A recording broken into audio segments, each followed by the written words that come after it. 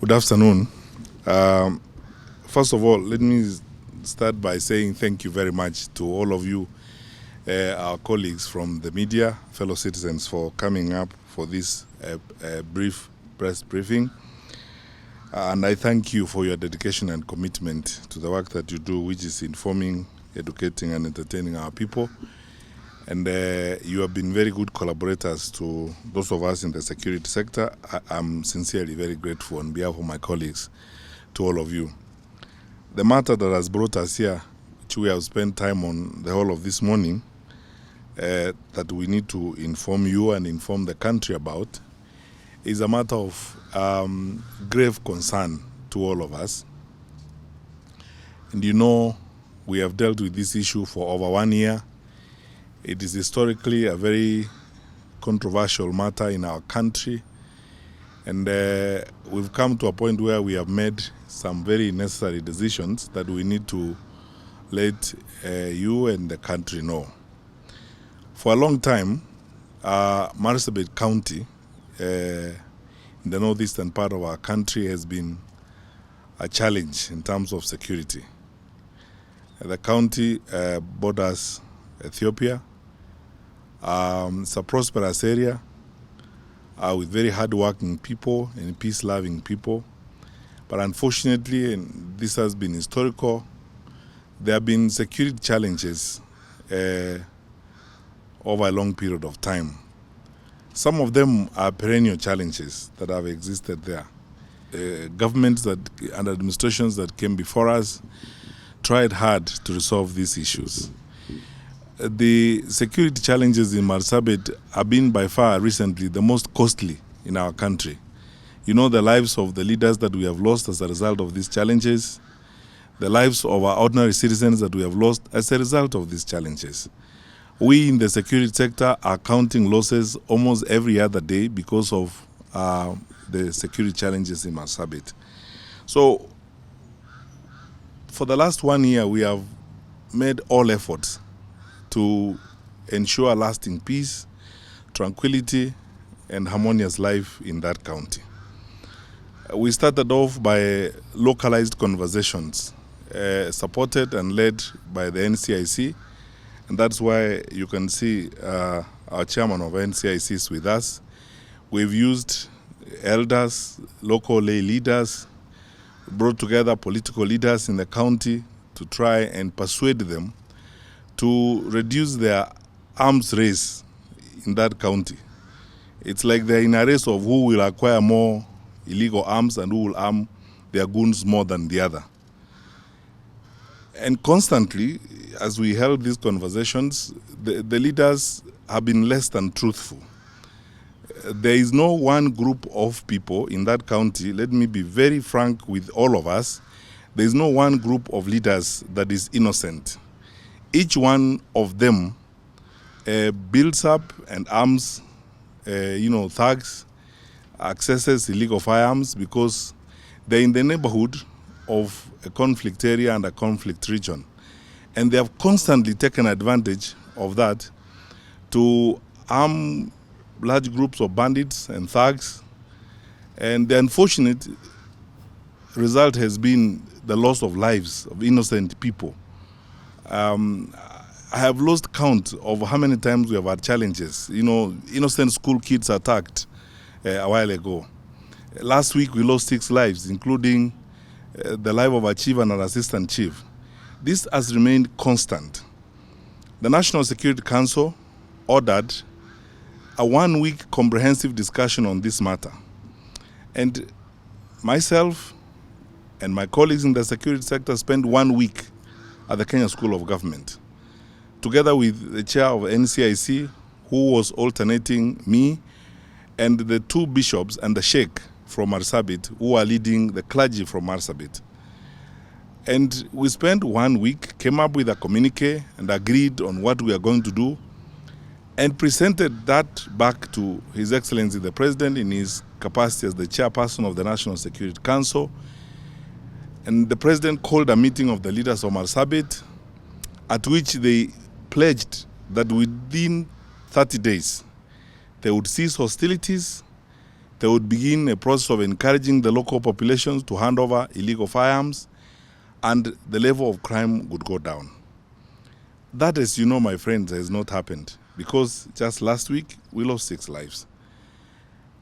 And the president candidly asked them that the government has restrained itself from now taking certain steps in the hope that the leaders of Marsabit will come to their senses and understand that they cannot use their local people, innocent wananchi, as collateral for their political contestations and political wars. This has not happened. Time and time again, we have seen lives senselessly lost. And every time an incident happens, one group blames the other, and it's a constant, endless blame game, irresponsible behavior on the part of the political leadership of that county. So we have a duty. We've come to this painful but necessary decision to do the following. With effect from 6 p.m. tonight, we have placed the whole of Marsabit County under curfew. For 30 days, there will be a curfew in place in Marsabit between 6 p.m. and 6 a.m. We have, in the last 1 week, built up, and we continue to build, unprecedented security resources in Marsabit, because we must bring that county under peace, and we must ensure that all illegal firearms and illegal arms there are surrendered to law enforcement agencies. We will stay on this operation until sanity prevails and until we stop the senseless loss of lives in that county. We have noticed, for example, a nexus between the proliferation of illegal arms in Marsabit and some activities in the neighboring Isiolo County, especially in Meriti Sub-County, in Com Division, particularly a sub-location called Com. What happens here is that there are some illegal mining activities that are going on, and these illegal mining activities seem to be funding and supporting some of the conflicts in Marsabit, and some of it, unfortunately, and I must say candidly here, we think some resources are being channeled to terrorist cells. You may recall that just recently, our security forces intercepted a huge cache of explosives in Meriti. Those explosives were meant for Nairobi.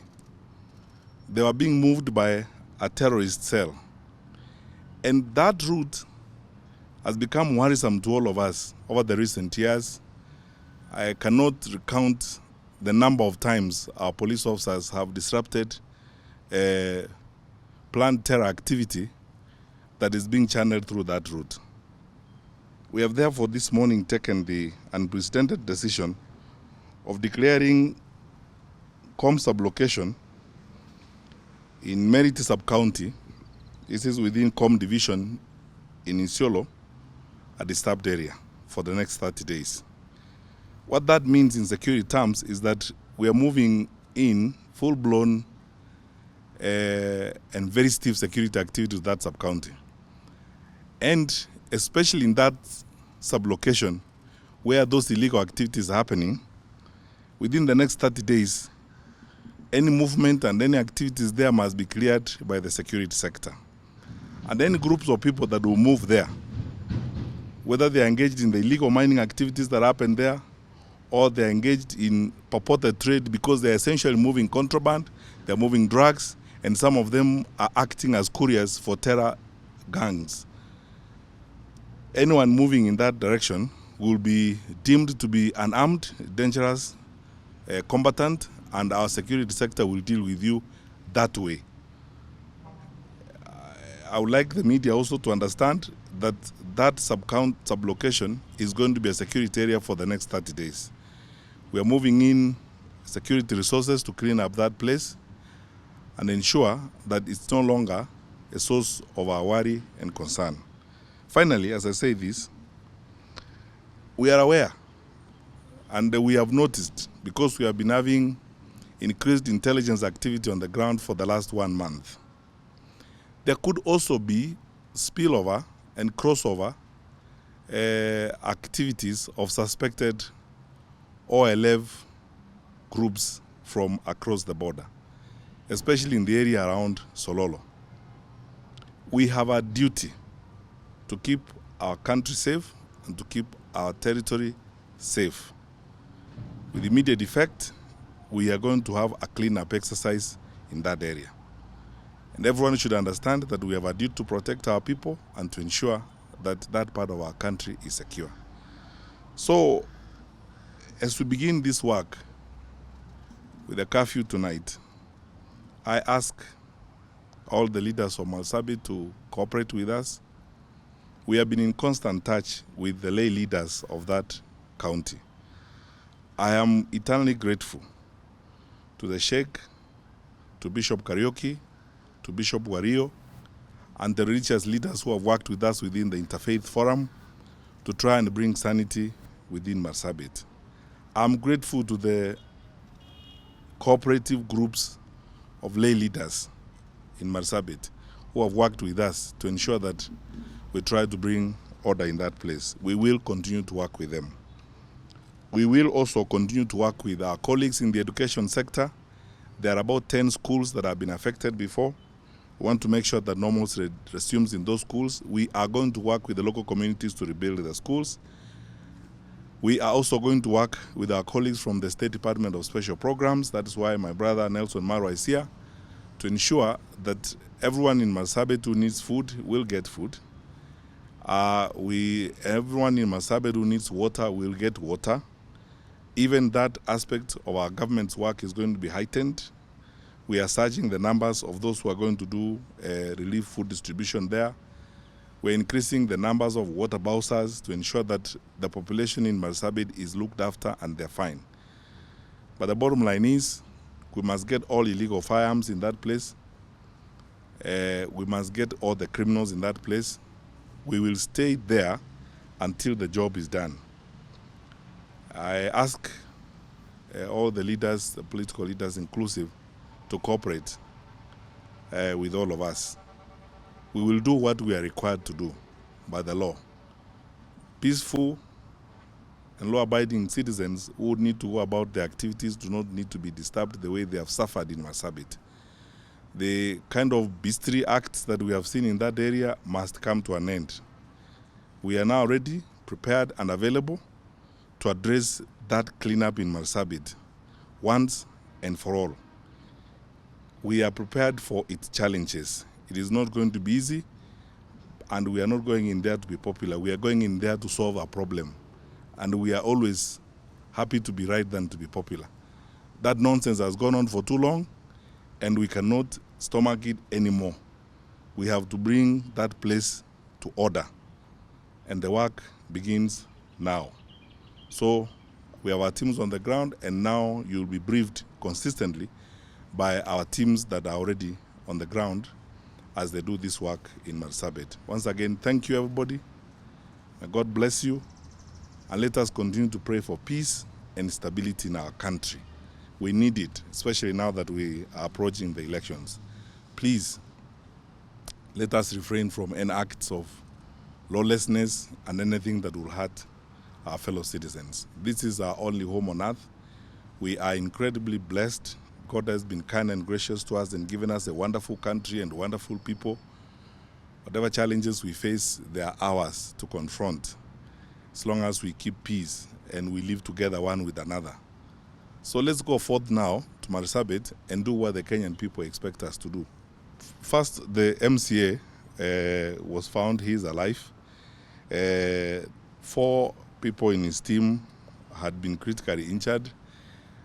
They were rescued by the police. They are admitted in hospital. Other than the 6 lives we lost in that conflict, I am not aware of any other losses that we suffered. So that has been sorted out. On the issue of Baringo, I actually do not see why schools in Baringo should not open.